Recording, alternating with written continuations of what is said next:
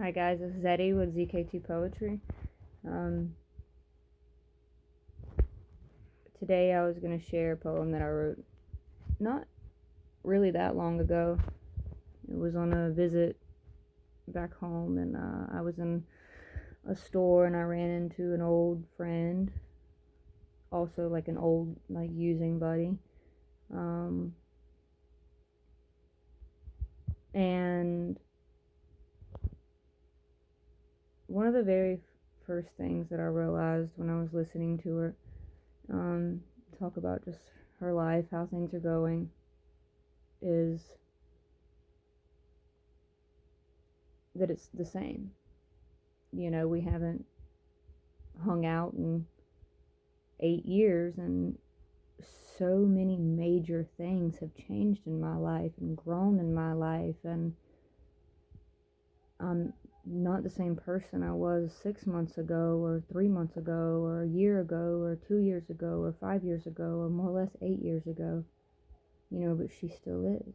Like literally the same things that she was telling me just a few months ago, was the same stuff she was talking about 8 years ago. There's no growth in addiction.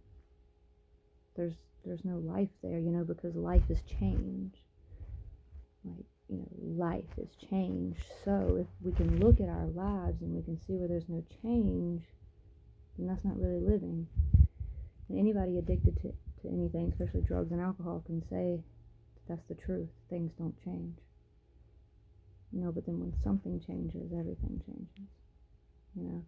I wrote this poem right after that. Like I went home, or I went back.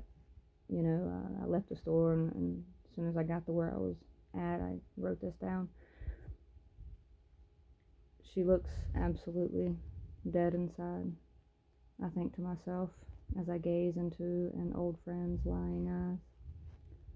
The only way we can save ourselves is by telling the truth of what keeps us up at night, what scent takes us back to a time that causes tears to swell in the corner of our eyes.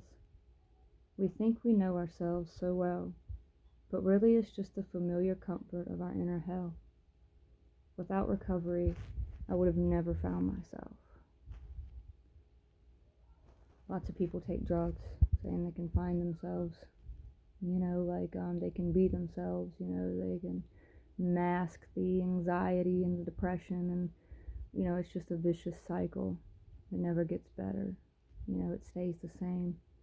So I know without a doubt that if I was still using, well, I probably wouldn't be alive. But if I was alive and still using, then not only would major things like my children be affected, but I wouldn't have any idea. I would still be so clueless as far as what makes me feel whole, what makes me feel alive. I think that we're okay with being with ourselves as long as we feel good.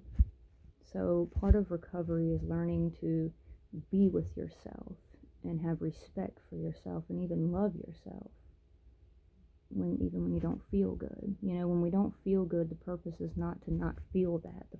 The purpose is to follow that and understand it. It's there for a reason. And, me, I think I used so much, just trying to numb that, just trying to feel good all the time. I just want to feel good.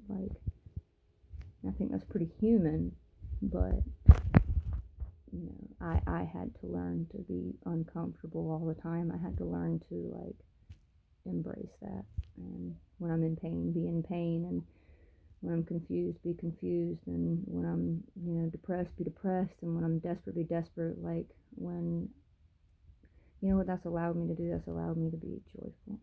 That's allowed me to experience real happiness. I don't know that I ever really experienced joy before digging in deep into my own hell, with recovery, with fellowship and support, and part of my journey is step work. If you're part of a 12-step program, you know what I'm talking about. Anyway, thanks for listening. Thanks for letting me share. If you're an addict, or if you're struggling in any way, There's so many people out there to help you. Let us help you. I was told to let like someone that I respected and I loved, that I looked at their life and was like, wow, like I would love to be where they're at. They told me, let me love you until you learn to love yourself. And so we have to learn to say, wow, like I need help. I can't do this.